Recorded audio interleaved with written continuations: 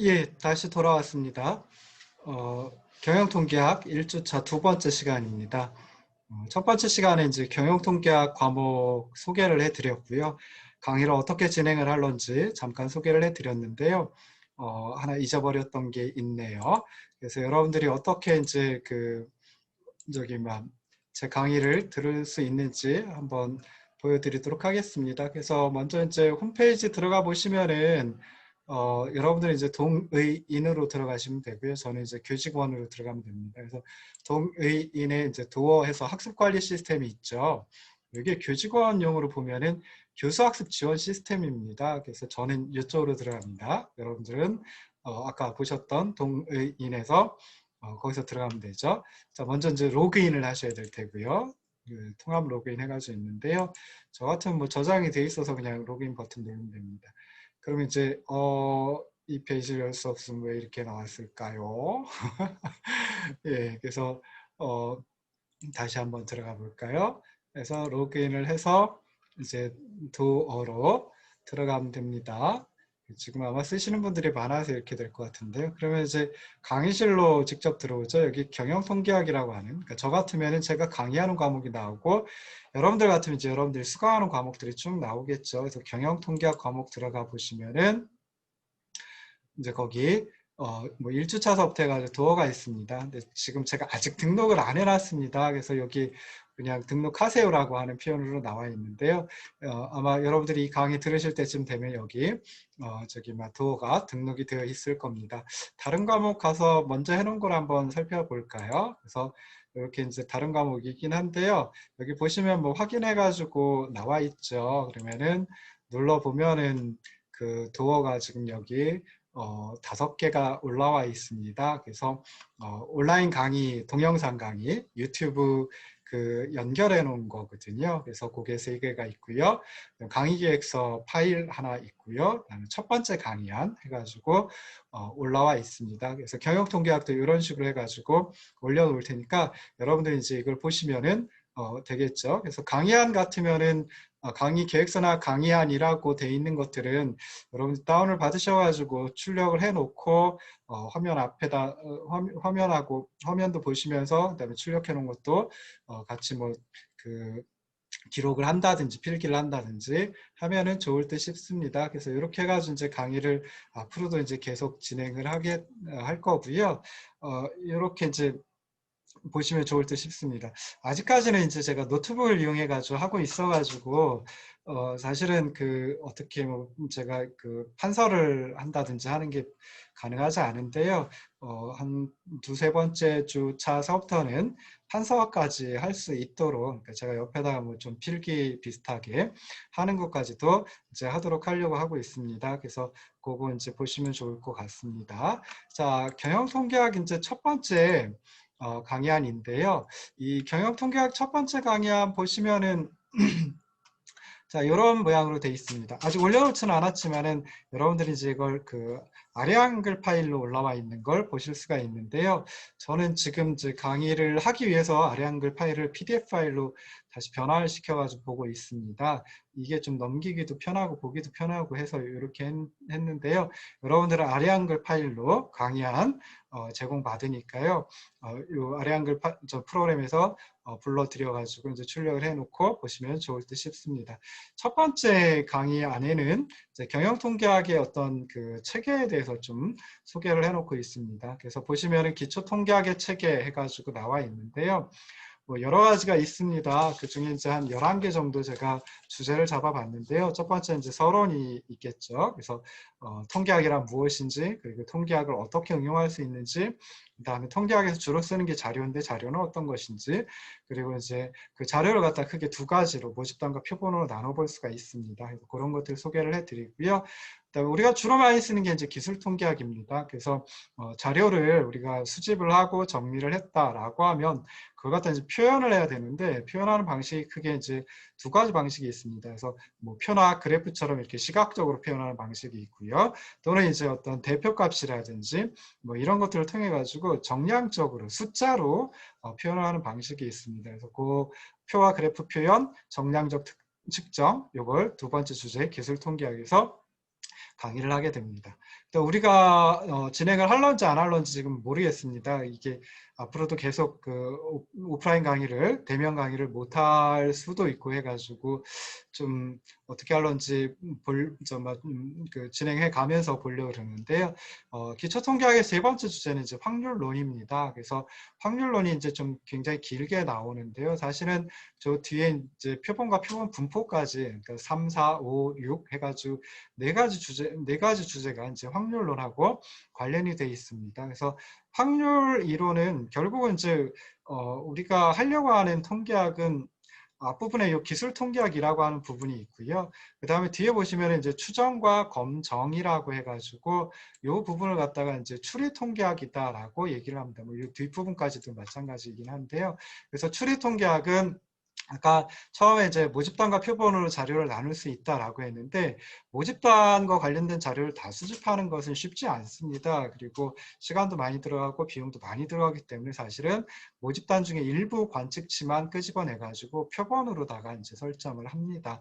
그래서 표본을 분석을 해가지고 어떤 결과가 나온다라고 하면, 어떤 특성을 찾아낸다라고 하면 이 표본의 특성이 모집단을 잘 설명해 줄 거야 라고 추리 또는 추론을 하게 되고요. 그 부분을 이제 기술 통계학이 아닌 추리 통계학 또는 통계적 추론이라고 이제 얘기를 합니다. 그래서 뒤에 요 추리 통계학을 하게 되는데요. 그 추리 통계학은 사실은 확률론하고 동전의 앞뒷면하고 마찬가지입니다. 그러니까 동전의 앞뒷면처럼 확률론을 잘 이해하시면은 추리 통계학도 잘 이해할 수가 있거든요. 그래서 추리 통계학으로 직접 들어가기 전에 확률론을 먼저 합니다. 그래서 확률론에서는 처음에 이제 뭐 인문, 서론격으로 해가지고 뭐 실험과 계산 법칙, 사건과 확률의 기본 관계, 그다음에 조건부 확률, 뭐 베이지 정리, 뭐 이런 것들은 이제 제가 강의를 합니다. 그리고 확률을 갖다 이제 보통 표현할 때 분포로다가 표현을 하거든요. 그래서 그놈을 이제 확률 분포라고 얘기를 하는데, 그래서 어떤 그 변수, 확률 변수가 있을 때 확률 변수가 갖게 되는 분포 모양을 갖다 이제 찾아내 봅니다. 그래서 그 확률 분포는 또 크게 두 가지, 이산 확률 분포, 연속 확률 분포 둘로 이제 구분을 하는데요. 대부분의 확률 분포는 연속 확률 분포입니다. 그럼에도 불구하고 이산 확률 분포를 먼저 배우는 것은 이게 조금 더 그 직관적으로 이해하기가 편하거든요. 그리고 이산 확률 분포를 잘 알아두면은 연속 확률 분포가 그닥 어렵지 않습니다. 그래서 이런 걸 이제 진행을 해볼 테고요. 그래서 많이 쓰이는 이산 확률 분포, 뭐 이항 분포 해가지고 쭉 있는데 아마 이항 분포쯤 하게 될 것 같습니다. 연속 확률 분포는 또 이제 많이 활용을 하는 게 뭐 균등 분포, 정규 분포, 뭐 지수 분포, 그다음에 뒤에 T 분포, 그다음에 카이스퀘어 분포, F 분포 뭐 이런 것들을 이제 하게 될 텐데요. 여기서는 그 균등 분포하고 정규 분포 정도 할 거고요. 그리고 뒤에 가가지고 이제 T분포 나올 때 T분포를 더 설명을 드리도록 하겠습니다. 그 다음에 이제 표본과 표본 분포라고 하는 게 있는데요. 표본을 하나만 끄집어내는 게 아니라 표본을 똑같은 모집단에서 동일한 크기의 표본을 여러 개를 끄집어낼 수가 있습니다. 그럼 그때 이제 뭐 표본의 평균이라고 하는 게 전부 다 달라질 수도 있고 또 확률이 계제가 되기도 하고 그러거든요. 확률이 이제 중간에 끼어들거든요. 그래서 그런 걸 갖다 이제 표본의 확률 분포, 그러니까 표본 평균의 확률 분포 또는 뭐 평균의 표본 분포 뭐 이렇게 이제 불러줍니다. 그래서 그 표본을 갖다 어떻게 추출하는 게 좋은지, 그다음에 뭐 추정을 할 때 점 추정하는 게 있고요. 그다음에 평균의 표본 분포 뭐 이런 것들을 설명을 드리고요. 그다음에 이제 추리 통계학으로 넘어갑니다. 그래서 7, 8, 9 세 가지 주제가 이제 추리 통계학하고 관련돼 있는데요. 추정을 할 때는 이제 하나의 모집단만 가지고 추정하는 게 있고요. 그다음에 가설 검정도 마찬가지로 이제 하나의 모집단 가지고 하는 게 있습니다. 그러니까 모집단이 하나만 있고 여러 개가 있지 않은 경우이다라고 생각하시면 되는데요. 그래서 이때 이제 추정과 가설 검정을 어떻게 하는지 간단하게 설명을 드리고요. 그 다음에 팀 프로젝트 위주로 우리가 진행을 한다라고 하면 사실은 이 부분은 아주 짤막하게 설명을 한다든지 또는 설명 없이 그냥 지나갈 수도 있습니다. 자, 그 다음에 뭐 하나의 모집단이 아니라 모집단이 두 개이다라고 했을 때 추정과 검증을 어떻게 하는지 살펴볼 수도 있고요. 그 다음에 이제 이렇게 해가지고 우리가 자료를 수집하고 정리하고 그다음에 표현을 했다라고 하면 자료를 또 분석을 해봐야 되겠죠. 그리고 그 결과를 해석을 해야 됩니다. 그래서 분석하는 방법이 여러 가지가 있습니다. 근데 여기는 분산 분석하고 회귀 분석, 상관 분석 뭐 이렇게 설명을 해놨는데요. 사실은 이제 우리가 설문조사를 하면 주로 많이 쓰는 게 이제 교차 분석이라고 하는 걸 많이 쓰고요. 그 다음에 또 뭐 타당성 분석이라든지 신뢰도 분석이라든지 뭐 이런 것도 이제 쓰기도 하고 그럽니다. 근데 아마도 교차 분석 간단하게 진행을 할 테고요. 그리고 시간이 되면 뭐 회귀 분석도 짤막하게 설명을 드린다든지 하는 형태로 이제 진행을 할 겁니다. 그래서 일반적인 기초 통계학은 이렇게 한 11개의 주제로 구성이 돼 있다.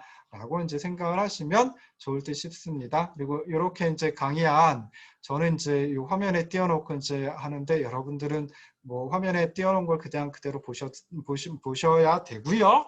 그리고 또 하나는 출력을 해가지고 가지고 계시면은 뭐 제가 이 그 강의 안에 조금 없는 내용을 따로 설명을 드릴 수도 있고 하거든요. 그래서 그럴 때는 이제 필기를 하셔야 되니까 그때는 이제 강의안을 출력해가지고 옆에 두고 제가 좀 다른 소리를 한다라고 하면 그것들도 이제 적어본다든지 하는 그런 방식을 취하시면 좋을 듯 싶습니다. 자, 제일 처음에 나와 있는 게 이제 서론입니다. 그래서 이제 그 자료와 통계학 부분인데요. 자, 재무학하고 부동산학, 그러니까 재무부동산학과는 이제 재무이론과 부동산학이 하나로 합쳐진 그런 이제 학문 체계이다. 그래서 뭐 복합학문 또는 학제간 학문 뭐 이런 식으로 이제 표현을 하고 있는데요. 재무학이든 부동산학이든 어찌됐든 사회현상을 연구하는 사회과학의 하나입니다. 그러다 보니까 사회과학이 아닌 자연과학이라든지 공학이라든지 이런 쪽에서 이제 실험을 통해 가지고 결과를 밝혀내고 그다음에 뭐 또 통계학을 이용해 가지고 결과를 밝혀내고 하는데요. 근데 실험을 이 사회과학에서는 할 수가 없습니다. 물론 아주 제한적으로 실험을 하는 경우도 있기는 하지만은 실제로 이제 매번 그렇게 실험을 할 수는 없거든요. 그래서 대부분은 지난 시기의 역사적 자료, 역사적 데이터를 통해 가지고 현실에 적합한 이론을 도출하고 검증을 하는 게 그게 이제 바로 사회과학입니다. 그리고 그럴 때 써먹는 수단이 바로 통계학이다. 그리고 하나가 더 있는데 이제 계량경제학이라고 하는 분야까지 있습니다. 그래서 아까 그 기초통계학의 체계 해가지고 맨 뒤에 나왔던 뭐 회계분석이라든지 분산분석이라든지 상관분석 이런 분야를 갖다가 이제 계량경제학이라고 하는데 물론 계량경제학의 가장 그 기초적인 분석 방법 중에 하나이긴 합니다. 설명드렸던 것들이요.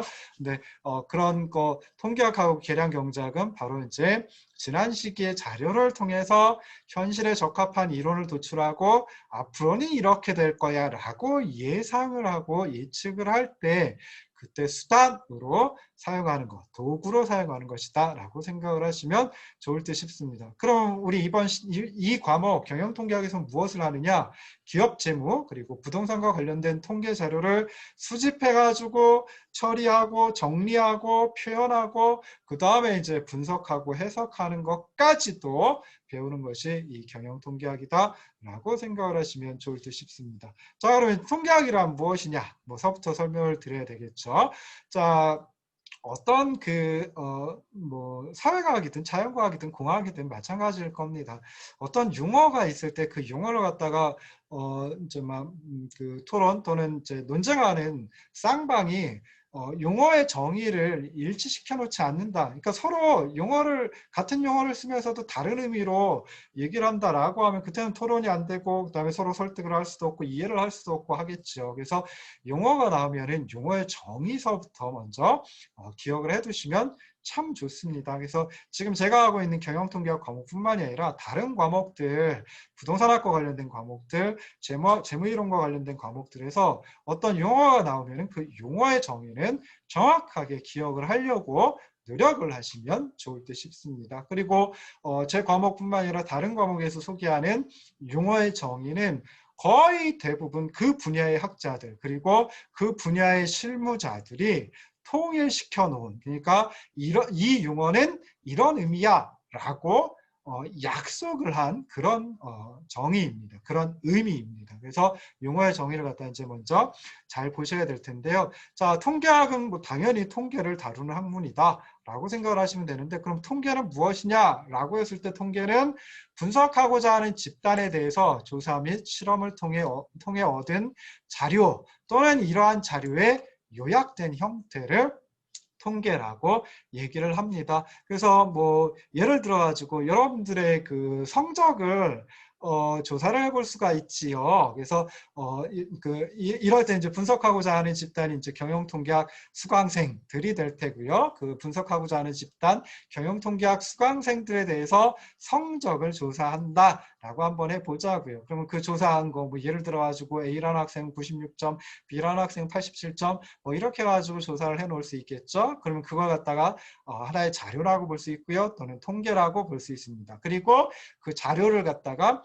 요약시켜 놓은 거. 뭐 예를 들어 가지고 여러분들의 평균 성적 뭐 87.2점이다라고 하면 그게 요약된 형태고 이것마저도 통계라고 한다라고 생각을 하시면 좋을 듯 싶습니다. 그래서 통계를 통해 가지고 우리가 밝혀내려고 하는 거 무엇이냐라고 하면 재무이론이라든지 부동산 이론 뭐 이런 것들이 있다라고 하면 이것들이 현실을 얼마나 잘 설명해 주는지 찾아보려고 하고요.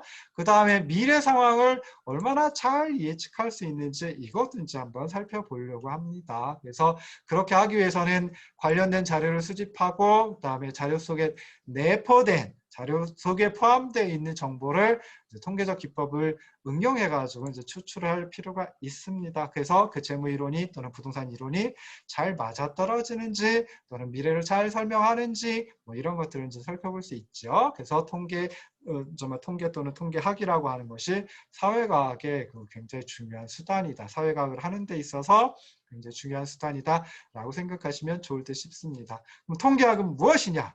라고 했을 때 통계학은 자, 처음에 목적이 이겁니다. 그래서 효과적인, 효율적인 의사결정 또는 합리적인 선택을 할 수 있게끔 하기 위해서 뭘 하는 거냐? 주로 수치로 된 자료를 수집하고 정리하고 표현하고 분석하고 해석하는 학문. 그래서 여기 하고, 표현하고 해가지고 띄어놨죠. 그래서 여기 수집, 정리, 표현까지를 갖다가 뭐라고 하냐면은 기술통계학이다라고 얘기를 합니다. 그래서 기술통계학은 뭐 어떤 기술이 테크닉이나 뭐 이런 걸 의미하는 게 아니라요. 그냥 그 통계 또는 자료를 설명해 놓는다, 기술해 놓는다라고 해서 기술통계학이라고 합니다. 그리고 뒷부분 분석하고 해석하는 이 부분을 갖다가 주로 뭐라고 하냐면 추리통계학이다라고 얘기를 합니다.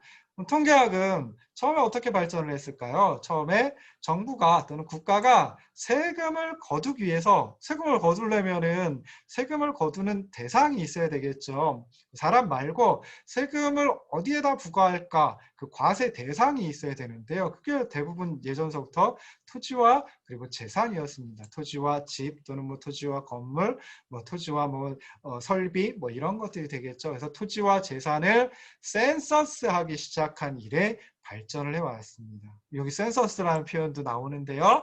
센서스라는 용어는 무엇인가? 라고 했을 때 센서스는 이제 전수조사라고 우리말로 표현을 합니다. 그래서 토지와 재산, 우리나라의 그 토지가 지금 제가 정확하게 기억을 못 하겠는데요. 적어도 한 3,500만 필지 정도 되거든요. 3,500만 필지면 어마어마하게 많은데요. 이 3,500만 필지의 토지를 누가 가지고 있는지 그리고 그 필지 하나하나마다 몇 평방미터인지 면적은 어떤지 뭐 그다음에 또 심한 경우에는 가격은 얼마인지 뭐 이런 것까지 이제 조사를 합니다. 그래서 몽땅 다 모집단 전체를 조사하는 걸 센서스 전수조사라고 하고요. 세금을 거두려고 하다 보니까 토지와 재산을 센서스 전수조사를 하게 되고 그때서부터 이제 통계학이라는 게 발전을 했다.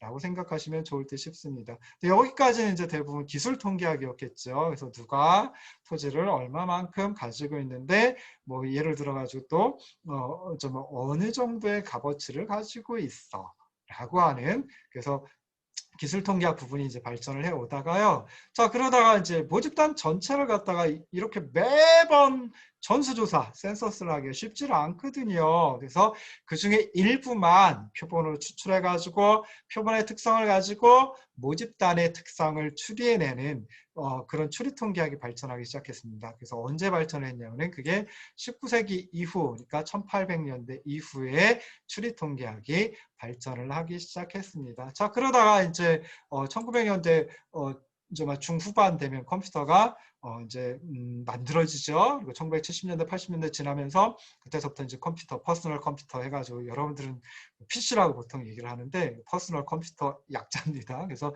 그게 제 기억에 1980년대 이제 막 처음으로 나타나기 시작했고요. 그때 비약적으로 발전을 했죠. 그래서 컴퓨터가 도입되고 발전하고 하다 보니까 예전에는 방대한 양의 자료를 수집하는 것도 어려웠고요. 정리하는 것도 어려웠어요. 분석은 더더욱 어렵겠죠. 근데 이제 컴퓨터가 비약적으로 발전하고 난 다음에는 자료를 수집하고 정리하고 분석하는 게 굉장히 좀 빨라지고 쉬워졌습니다. 그래서 추리통계학 또 통계학 전반이 비약적으로 발전했다라고 생각을 하시면 좋을 듯 싶습니다. 자, 좀 전에 말씀드렸듯이 통계학은 기술통계학과 추리통계학 둘로 이제 구성이 됩니다. 그래서 먼저 기술통계학이 있는데요. 기술통계학은 자, 측정이나 실험을 통해서 수집한 통계 자료를 정리하고 표현하여 자료의 특성을 규명하는 방법과 기법이다. 그래서 일단은 수집이 되었다라고 치고요. 그리고 그 수집한 통계 자료를 정리하고 표현하는 여기까지가 기술통계학이다 라고 생각을 하시면 좋을 듯 싶습니다. 그래서 자료는 뭐 조사 또는 실험을 통해서 수집할 수 있고요. 이렇게 수집된 자료를 표나 그래프로 또는 중심경향치, 분산도 뭐 이런 것들을 통해 정리하고 표현할 수가 있습니다. 여기를 기술통계학 분야이다라고 생각을 하시면 좋을 듯 싶습니다. 그래서 뭐 오늘도 주가지수 뭐 나왔죠. 그러니까 주가들 있고, 그다음에 뭐 개별 기업들의 주가들이 있고요. 그 주가 지수도 있고, 그 다음에 뭐 또 주당 순이익은 얼마인지, 그리고 토지 거래량은 좀 얼마인지, 뭐 지역별로는 또 얼마인지, 그 다음에 주택 매매 가격 지수, 뭐 아파트 실거래가 지수, 뭐 이런 것들 뭐 월별로 이제 공표가 되고 있는데 그런 것들 이제 굉장히 많이 있죠. 이런 것들이 이제 기술 통계학의 한 부분이다라고 생각을 하시면 좋을 듯 싶습니다. 그래서 기술 통계학은 결국은 무엇을 하는 것이냐?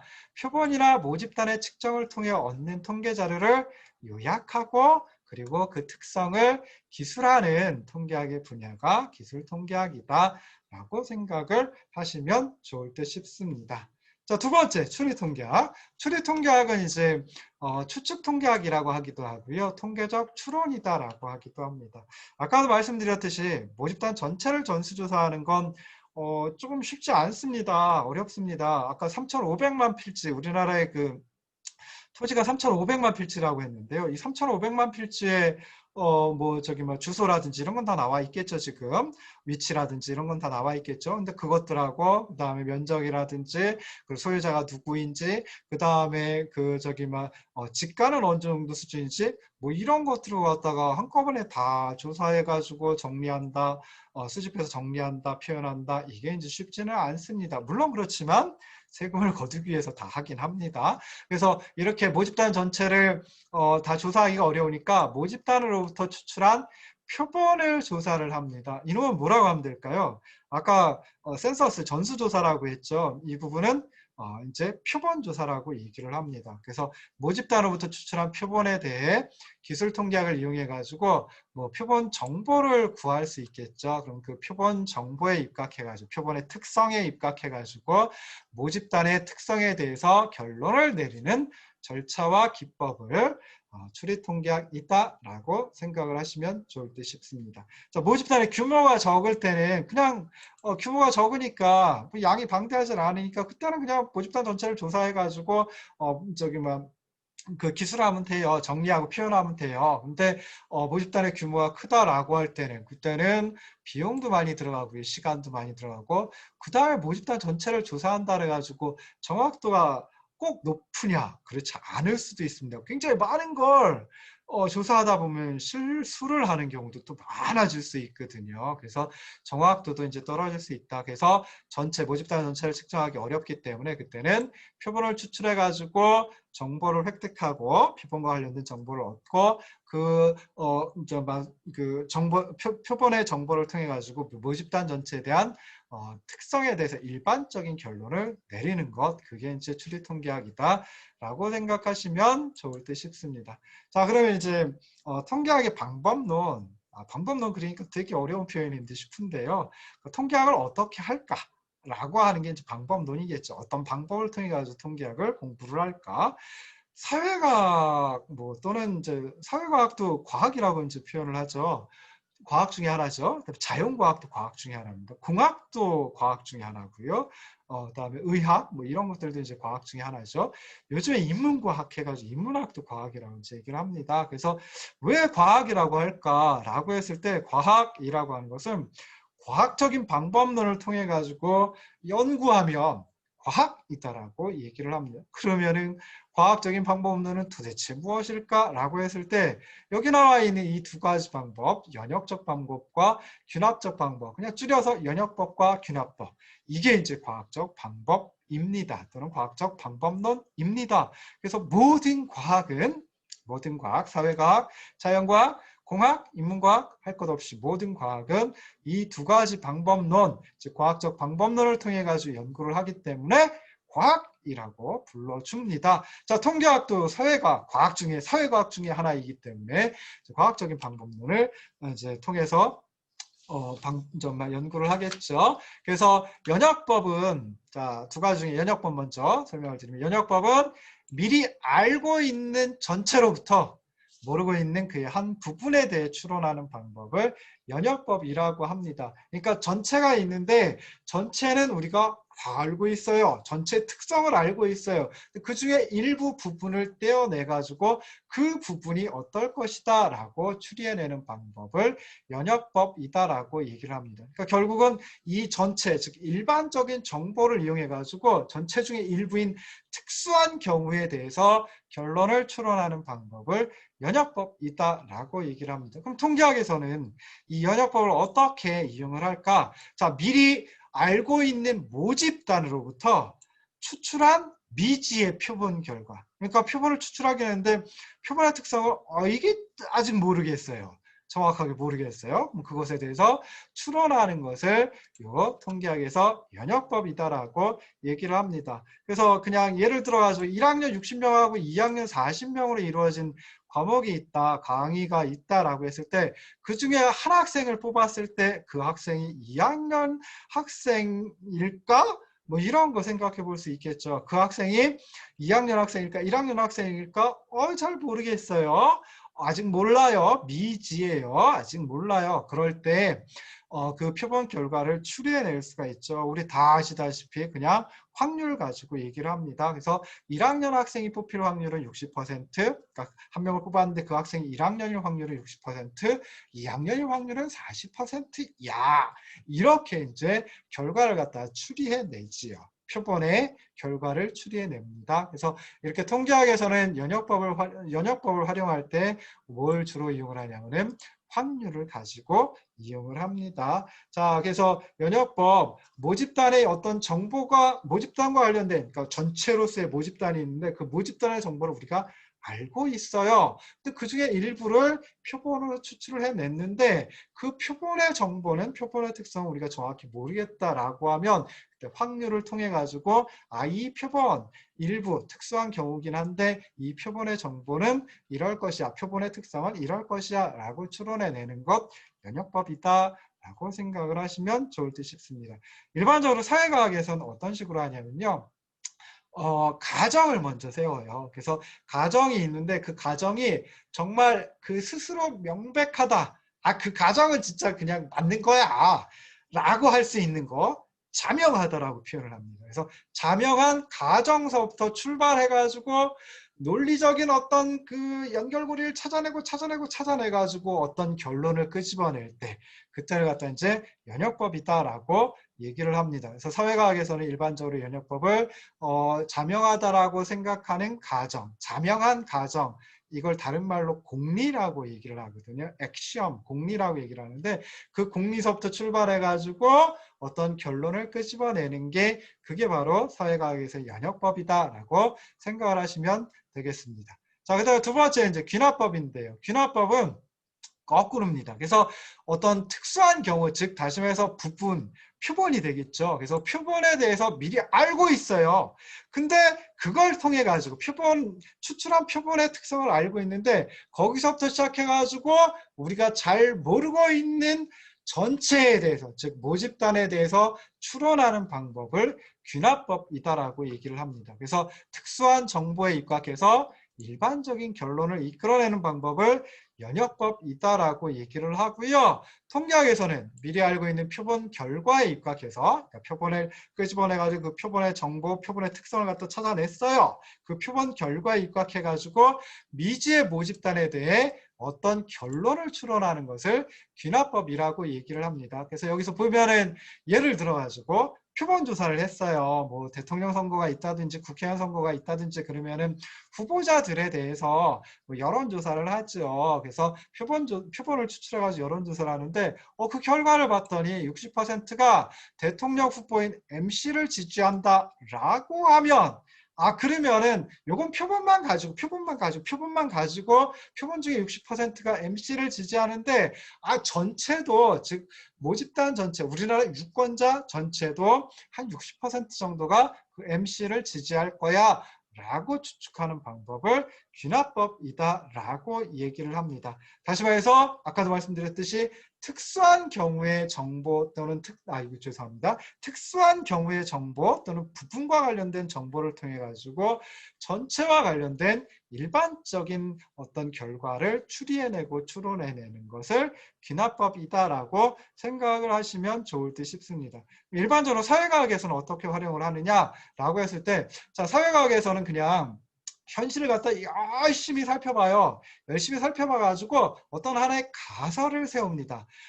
현실을 면밀히 검토해 봤더니 요 가설이 맞아떨어져 라고 하면 뭐 어떤 게 있을까요? 제가 경제학을 전공을 하니까 부동산 경제론을 전공을 하니까 이런 거 있을 수 있겠죠. 뭐 예를 들어 가지고 값이 쌀 때는 그 물건을 구입하려고 하는 수요량이 커지고 값이 비싸지면은 수요량이 적어져. 뭐 이런 걸 갖다 현실을 통해 가지고 열심히 살펴봤어요. 근데 이건 아직까지는 명확한 어떤 그 이론이 아니죠. 그냥 하나의 가설일 뿐이에요. 그 가설을 갖다가 가설을 입증을 해내야 돼요. 뭘 가지고 입증을 해내냐면 현실의 자료들을 집어 넣어 가지고 봤더니 이거 맞아 라고 해가지고 결과를 끄집어내는 방법을 귀납법이다라고 얘기를 합니다. 그럼 사회과학을 할 때는 통계학도 마찬가지고요. 경제학도 마찬가지고요. 그다음에 재무이론, 부동산학도 마찬가지예요. 통계학을 할 때는, 사회과학을 할 때는, 그리고 뭐 다른 과학도 마찬가지겠지만, 특히 사회과학을 할 때는 이 두 가지 방법을 몽땅 다 이용을 합니다. 그래서 어떤 가설을 갖다가 끄집어낼 때, 그때는 이제 현실을 갖다가 정말 잘 살펴보기도 해야 되겠죠. 근데 자명하다라고 하는 가정, 즉 공리를 통해 가지고 거기서 어떤 하나의 결과를 끄집어내요. 그리고 그 결과를 하나의 가설로 세우고 현실의 데이터를 거기다가 집어넣어 가지고 이 가설이 현실을 잘 설명해 주는지를 살펴보게 되는 겁니다. 그래서 처음에 연역법 쓰고 그 다음에 귀납법 쓰고 해가지고 어떤 그 가설이 이제 귀납법을 통해 가지고 현실을 잘 설명하더라라고 하면 하나의 이론이 되는 거고요. 그 다음에 현실을 잘 설명해야 되고 또 하나 미래를 잘 예측을 해낼 수 있으면은 좋은 이론, 좋은 어떤 추론이다라고 생각을 해볼 수 있습니다. 그래서 이렇게 해가지고 통계학을 하는 방법에 대해서 살펴봤는데요. 이 부분을 조금 길게 설명한 이유는 우리가 사회과학을 함에 있어서 사회과학은 대부분 다 이 연역법과 귀납법을 이용을 해요. 사실 우리가 주로 하는 것은 여러분들은 그냥 이론만 배우고 말죠. 그렇지만 그 이론이 처음에 어떻게 도출이 되느냐, 어떻게 명확해지냐, 어떻게 확립이 되느냐라고 했을 때 이 두 가지 방법을 몽땅 가지고 한다. 여러분들도 나중에 어떤 이론을 도출해낼 수가 있죠. 실무를 하면서 실무를 이렇게 봤더니 실제 돌아가는 걸 잘 봤더니 이렇더라라고 하는 거 가설로다가 세울 수 있어요. 그리고 그 가설이 진짜 현실을 잘 설명해 주는지 현실의 데이터를 통해 가지고 실제 증명을 해낼 수 있습니다. 실증한다라고 얘기를 하거든요. 그래서 실증해내면은 그게 명확한 하나의 이론이 된다라고 생각을 하시면은 좋을 듯 싶습니다. 자, 잠깐 또 쉬었다가 다시 돌아오도록 하겠습니다.